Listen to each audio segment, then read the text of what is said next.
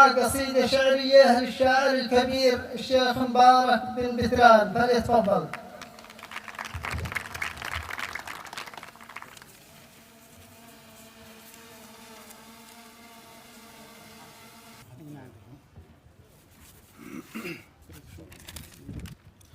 السلام عليكم ورحمة الله وبركاته.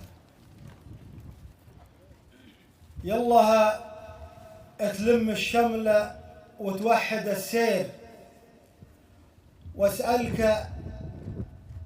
يلا يا رب يقول يلا تلم الشمل وتوحد السير، وسالك التوفيق فيما جمعنا، عونك يا جزل العون في كل تدبير يا رب، للدنيا تغير سنعنا، ما عاد فيها يا أهل العرفة تأخير، إن ما قطعنا الوقت سيفها قطعنا، والفكرة اللي تدعي الناس للخير واجب نقدم لأجلها ما استطعنا، تحت شعار محبة الخير للغير وحقوق الأرض ومصلحة مجتمعنا. تحت شعار محبة الخير للغير وحقوق الأرض ومصلحة مجتمعنا، الملتقى يدعي جميع الجماهير للوقفة إلى الوقوف اللي يعالج وجعنا، وقوف ما تعصفه ريح وأعاصير الحقوق، ما فيها شرينا وبعنا، لسنا بها الغوغاء وفوضى وتدمير، نطلب حق وربنا إن شاء الله معنا. لسنا بها الفوضى وغوغاء وتدمير، ندعو المطلب حق والله معنا، وعليك يا مارب سلام وتحيات، يا دارنا اللي بالغلا جمعتنا، مدري نهاية صبر ولا بدايات، خطوة إلى نيل الحقوق انقلتنا، بعد سنين من التعب والمعاناة، فكرة شباب الملتقى وحدتنا، فكرة تبناها صبية. بعد سنين من التعب والمعاناة،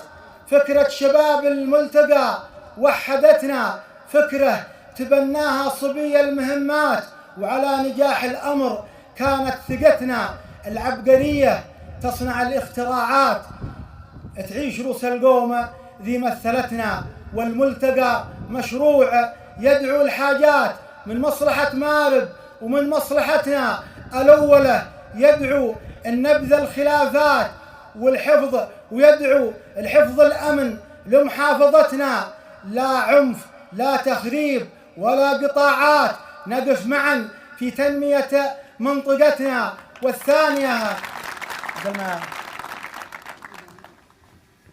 الأولى يدعو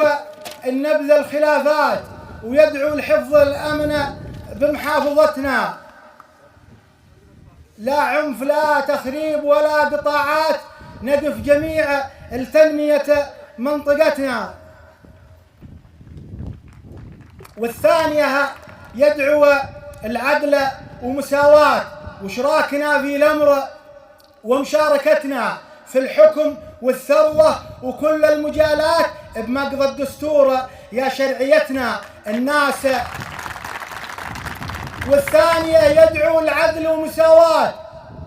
واشراكنا في الأمر ومشاركتنا في الحكم والثروة وكل المجالات مقره الدستور يا شرعيتنا الناس. ملت من جميل العبارات اللي مع طول الزمن منفعتنا، مرة يقولون يسمونا ملوك الحضارات، ملوك ما نملك بعض مملكتنا، مرة يسمونا ملوك الحضارات، ملوك ما نملك بعض مملكتنا. الله لو يقرون بعض الملفات الأولى، بالله لو تقرون بعض الملفات الأولى يا العالم اللي نستنا، يوم انها ضاقت بكم الاتجاهات ولا لقيتوا مزبن الا جهتنا.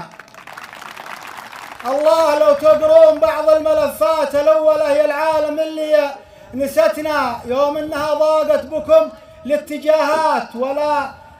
لقيتوا مزبن إلا جهتنا يوم القوى طارت مطيرة الفراشات في وقت هاللي ناسيتنا ذكرتنا حلت مطارحنا محل الوزارات والجيش ساندنا بمقاومتنا حلت مطارحنا محل الوزارات والجيش ساندناها بمقاومتنا قمنا وقاومنا رغم الصعوبات حتى قوة التحالف ساندتنا المملكة واخواننا من الامارات جونا وقدنا في نسق معركتنا واستبسلت مارب من اجل الكرامات قمنا مع من قام لاجل الكرامات وتغيرت الاوضاع حتى انهكتنا واليوم ثلثين اهل مارب نزوحات والقوم لدتنا ولا رجعتنا وسلامتكم.